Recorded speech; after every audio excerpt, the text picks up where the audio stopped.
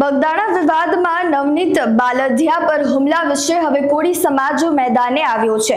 પહેલા કોળી સમાજના નેતા અને ધારાસભ્ય હીરા સોલંકીએ પીડિતને મળવા પહોંચ્યા હતા અને તેમને ન્યાય અપાવવા તેમજ ગુનેગારને સજા અપાવવાની ચેતવણી આપી હતી। આ વિવાદ હવે અમદાવાદ સુધી પહોંચી ગયો છે। અમદાવાદના એક કોળી સમાજના યુવક અજય રાઠોડે બગદાણા આશ્રમના ટ્રસ્ટી સાથે વાત કરી હતી। હવે તે ઓડિયો જે છે તે વાયરલ થઈ રહ્યો છે, જેમાં તે ટ્રસ્ટ પર કોળી સમાજના લોકોનો ઉપયોગ કરવાનો આરોપ લગાવે છે। જુઓ ઓડિયોમાં ટ્રસ્ટના મેમ્બર અને કોળી સમાજના યુવક વચ્ચેની વાત। હા, મેં કીધું આપ બગદાણા આશ્રમમાં ટ્રસ્ટી તરીકે છો કે? હા, ટ્રસ્ટી તરીકે છો। કોણ બોલે? હું અજયભાઈ રાઠોડ અમદાવાદથી વાત કરું। હા, બોલો ને। હવે મેં કીધું આ જે થોડાક દિવસથી જે બગદાણામાં ઇસ્યુ થયો છે, નવનીતભાઈને જે મારવામાં આવ્યો છે, હા, તો મેં કીધું આ રિલેટેડ બગદાણા આશ્રમમાંથી કેમ કોઈ પ્રતિક્રિયા કે કઈ આપવામાં આવતું નથી? તો બગદાણા આશ્રમ ભાઈ કઈ લેવા દેવા જ નથી। બારોબાર નો પ્રશ્ન છે, એમાં અમારે કઈ લેવા દેવા। બારોબારનો પ્રશ્ન નવનીતભાઈએ શેના માટે ફોન કર્યો એમના માયાભાઈને?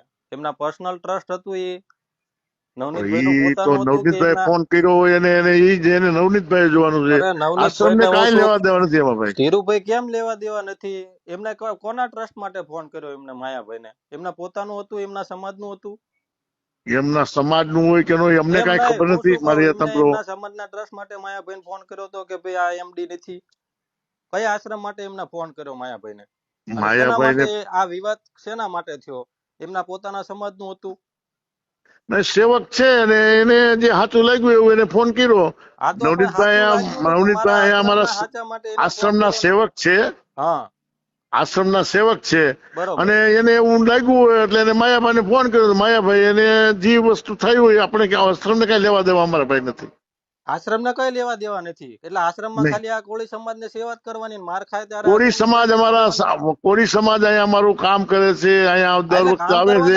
નવનીત અમારા સમાજે ઝંડો લીધો છે કામ કરવાનો બધા આશ્રમોમાં। ના ઝંડો નથી, સેવા કરવા આવે। અમે ભાષણ ધોવાન માજીદા કરવા અમારા સમાજે જન્મ લીધો છે ને ત્યારે સાહેબ અમારા સમાજનો છોકરો માર ખાય ને ત્યારે આ ટ્રસ્ટી આવો જવાબ આપે છે કે અમારે આશ્રમના કઈ લેવા દેવા નથી। આ અમારા સમાજ આશ્રમ ને લેવા નવનીતભાઈ અમારા સેવક જ છે। અરે સેવક નહીં, આ અમારા સમાજને આંખ નથી ખુલતી ને એટલે અમારે આ ભોગવવું પડે છે સાહેબ। આ અમારી વેદના છે એ અમારો સમાજ નથી સમજતો।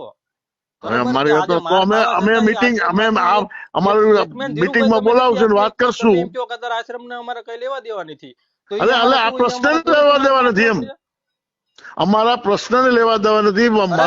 પણ તમે મુલાકાત લેવા તો જાઓ ને। હા, પણ અમે જવાના જ છીએ આજે બપોર પછી ન્યા। અને તમે સ્ટેટમેન્ટ આપો કે અમે એમ ક્યાં કેવું છે? તમે એમ તો કહો કે ભાઈ જે વસ્તુ હશે એનો તટસ્થ તપાસ થાય ને એને ન્યાય મળે। હવે અમે બધા નક્કી કરીને કરશું, કારણ કે એકલો હું કઈ ન શકું। બધા નક્કી કરો સાહેબ, આટલા દિવસ થઈ ગયા બગદાણા। આજે કોઈ આવ્યા નથી, આજે કોઈ ટ્રસ્ટી આવ્યા નથી। મારી હું એક જ છું, આજે કોઈ ટ્રસ્ટી આવ્યા નથી। ટ્રસ્ટ બધા મળી અને નક્કી કરી તમને કહી અમારો સમાજ આજીવન બગદાણામાં આવવાનો છે ને આવતો રહેશે, બરોબર? પરંતુ આવી ઘટનામાં અમારો સમાજ આશા રાખીએ કે તમારો સમાજ અમારી સાથે જ છે।